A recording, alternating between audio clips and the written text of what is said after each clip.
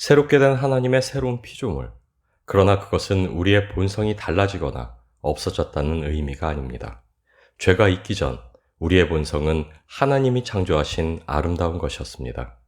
죄 아래 놓여 죄의 종으로 살기 전 우리의 본성은 하나님의 법 아래 온전하고 완전했습니다. 우리의 본성이 아닌 하나님이 창조한 세계와 그 세계를 아우르는 하나님의 법이 온전하고 완전했기 때문입니다. 우리의 본성은 악하지 않습니다. 단지 우리의 본성이 따르는 법이 무엇이냐가 우리 본성의 선함과 악함을 구분지을 뿐입니다. 죄의 법 아래에서 우리의 본성은 죄를 쫓는 불의가 되며 하나님의 법 아래에서 우리의 본성은 의를 쫓는 의로운 성품이 됩니다. 이미 새로운 피조물인 우리가 세상 가운데 여전히 죄 때문에 괴로운 것은 세상이 여전히 죄 아래 있기 때문입니다. 죄 아래 살던 죄의 습성이 여전히 남아있기 때문입니다. 그리고 이 괴로운 싸움은 세상 끝날까지 계속될 것입니다. 이미 정복하신 죄와 죽음이 이 땅 위에서 완전히 사라지고 오직 하나님의 의의 법이 세상을 다스릴 때, 바로 그때 우리의 본성은 하나님 안에서 온전한 아름다움으로 빛날 수 있게 될 것입니다. 죄에 대한 우리의 괴로움은 여전히 세상이 죄의 법 아래 있고 우리는 그 세상 가운데 있기 때문입니다. 어둠의 권세 아래 놓인 세상이 언제나 유혹과 시험으로 우리에게 도전해 오기 때문입니다. 그러나 우리의 괴로움은 우리의 힘과 능으로 없이 할 수 있는 것이 아닙니다. 오직 이 세상이 죄의 법 아래에서 완전히 자유롭기 전까지, 새하늘과 새 땅이 이루어지기까지 우리의 괴로움은 계속될 것입니다. 고린도 후서 5장 17절 말씀입니다. 그런즉 누구든지 그리스도 안에 있으면 새로운 피조물이라. 이전 것은 지나갔으니 보라 새 것이 되었도다. 우리는 세상과 구별되는, 세상이 보기에는 이질적인 존재들입니다. 하나님께서는 작고 연약한 우리 안에 죄의 법을 폐하시고 의의 법을 세우셨고, 작고 연약한 우리 안에 생명의 빛으로 임하셨습니다. 우리는 작고 연약하나 우리 안에 임하신 하나님은 강하고 위대하시며, 우리는 작고 연약하나 우리 안에 이루신 하나님의 역사는 거룩하고 완전합니다. 하나님께서는 완전한 그분의 나라가 이 땅에 이루어지기까지 작고 연약한 우리를 그분의 나라로 세우셨고, 죄와 사망이 완전히 멸하여지기 전까지 작고 연약한 우리를 그분의 완전한 의요, 생명으로 이 땅에 심으셨습니다. 그래서 우리는 이 땅 위에 이미 임한 하나님의 나라요, 이 땅 위에 이미 이루어진 새하늘과 새 땅, 즉 새로운 피조물이 되었습니다. 우리는 죄 아래 썩어가는 세상의 소금이요, 어둠의 권세 아래 놓인 세상의 빛으로 세우심을 입었습니다. 하나님께서는 의와 생명의 법 아래 살아가는 우리로 죄와 죽음 아래, 그리고 어둠의 권세 아래 신음하는 세상 속에 기치로 세우셨습니다. 우리로 여호와 니시로 살게 하셨습니다. 요한계시록 14장 12절 말씀입니다. 성도들의 인내가 여기 있나니 그들은 하나님의 계명과 예수에 대한 믿음을 지키는 자니라. 하나님의 의의 법을 쫓아 살아가는 우리의 삶은 고단할 수밖에 없습니다. 왜냐하면 우리는 여전히 죄의 법 아래 놓여 있는 세상 속에 살아가고 있기 때문입니다. 그 세상의 도전 속에서 믿음으로 싸워나가는 하나님의 군사로 부름받고 있기 때문입니다. 승리가 이미 보장되어 있는 싸움입니다. 그러나 그렇다고 해서 이 싸움이 고단하지 않을 수는 없습니다. 그 고단함 속에서도 계명에 순복하는 것, 순종으로 믿음을 확증하는 삶을 살아가는 것, 그리고 그것을 통해 새로운 피조물로서의 삶을 세상에 증거하는 것, 바로 그것이 우리의 싸움입니다. 그리고 최후 승리를 얻기까지 계명 아래 우리의 믿음을 지켜내는 것, 그것이 바로 우리의 인내입니다. 삶에서 부딪히게 되는 불행이나 고난을 참고 견디는 것이 인내가 아닙니다. 어려운 상황과 고통스러운 환경을 참아내는 것이 인내가 아닙니다. 죄를 쫓는 세상의 도전 가운데서도 믿음을 굳게 지켜내는 것. 죄의 법에 대항하여 삶의 매 순간을 하나님의 말씀의 법에 순복하는 삶을 살아가는 것. 새롭게 하신 거룩한 피조물답게 살아감으로 하나님의 승리의 깃발로 세상 속에 세워져 가는 것. 그것이 바로 우리가 요구받는 삶이요. 거기에 바로 우리의 인내가 있습니다. 우리의 인내는 세상의 환경을 견뎌내는 것이 아니요. 오직 하나님의 계명과 예수에 대한 믿음을 굳게 지켜내는 것입니다. 요한복음 16장 33절 말씀입니다. 이것을 너희에게 이르는 것은 너희로 내 안에서 평안을 누리게 하려 함이라. 세상에서는 너희가 환난을 당하나 담대하라. 내가 세상을 이기었노라. 우리의 인내는 힘든 상황을 견뎌내기 위한 것이 아닙니다. 우리의 인내는 우리를 부당하게 대우하는 사람들을 이겨내기 위한 것이 아닙니다. 우리의 인내는 세상의 환난과 도전 가운데에서도 오직 믿음을 굳게 붙드는 것입니다. 어떤 상황 속에서도 주님 안에서 주님이 우리에게 주신 그 평안을 누리는 것입니다. 세상에 몰아치는 죄의 폭풍을 견뎌낼 힘은 우리에게 없습니다. 우리가 어떤 대단한 인내를 가졌다 해도 그것으로는 죄 아래 놓인 세상이라는 환난 속에서 승리할 수는 없습니다. 죄 아래 죄의 법을 쫓는 세상과 사람들을 우리는 감당할 수 없습니다. 우리의 인내가 불의한 세상의 법을 의의 법으로 바꿀 수도 없습니다. 우리는 단지 세상이라는 폭풍 가운데에서도 오직 우리 주님만을 바라보며 그분이 이루실 놀라운 일을 소망하며 기다릴 뿐입니다. 우리의 인내는 어떤 상황 속에서도 오직 주님의 계명에 순종하여 그것을 통하여 역사하실 하나님의 능력을 의지하는 것입니다. 우리의 인내는 우리 자신이 아닌 오직 하나님만을 기대하며 마침내 이루실 놀라운 일들을 믿음으로 붙드는 것입니다. 우리의 인내는 믿음으로 살아가는 우리의 삶 그 자체이기 때문입니다. 로마서 14장 12절 말씀입니다. 환난은 인내를, 인내는 연단을, 연단은 소망을 이루는 줄 알미로다.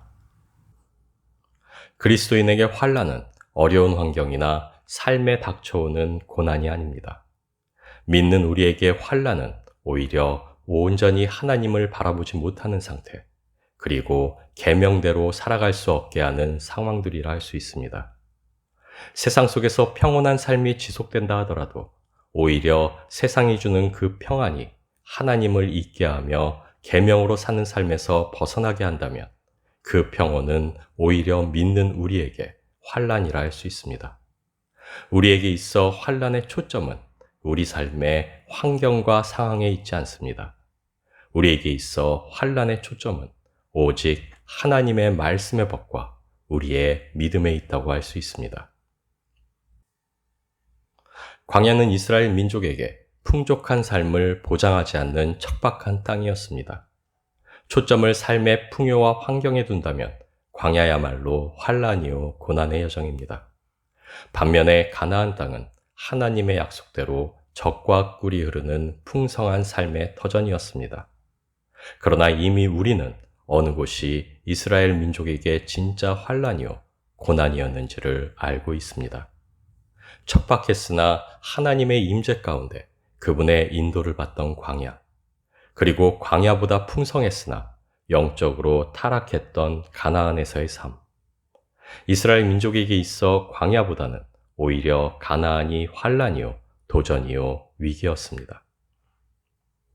하나님의 인도하신 가운데 그분의 계명에 순종하는 삶을 살아가는 것, 그것이 우리에게는 평안이요 축복입니다. 왜냐하면 말씀의 법 아래 주님의 계명 안에서의 완전한 자유와 생명의 풍성함이야말로 우리 주님이 우리에게 허락하신 참 평안이기 때문입니다. 세상에 썩어 없어질 풍요가 아닌 영원히 지속되는 하나님 자신의 풍성함이 우리에게 주어진 참 평안의 기초이기 때문입니다. 반면에 우리에게 있어 환난이란 영적인 위기 혹은 영적 나태라 부르는 상황이 닥치는 것이라 할 수 있습니다. 주님의 계명대로 사는 삶을 떠나게 하는 세상의 유혹과 하나님의 말씀의 법에 순복하는 것을 싫어하는 내안 깊숙이 남아있는 우리의 죄성이 바로 우리가 당면하게 되는 최대의 환난이라 할 수 있습니다. 그런 의미에서 이미 우리는 끊임없는 세상의 유혹이라는 환난 가운데 살고 있으며 여전히 남아있는 죄성에 대항해야만 하는 역경의 시기를 살아가고 있다고 할 수 있습니다. 그리고 우리는 우리 주님이 다시 오시기까지 이 환난의 시기를 감당해야만 합니다.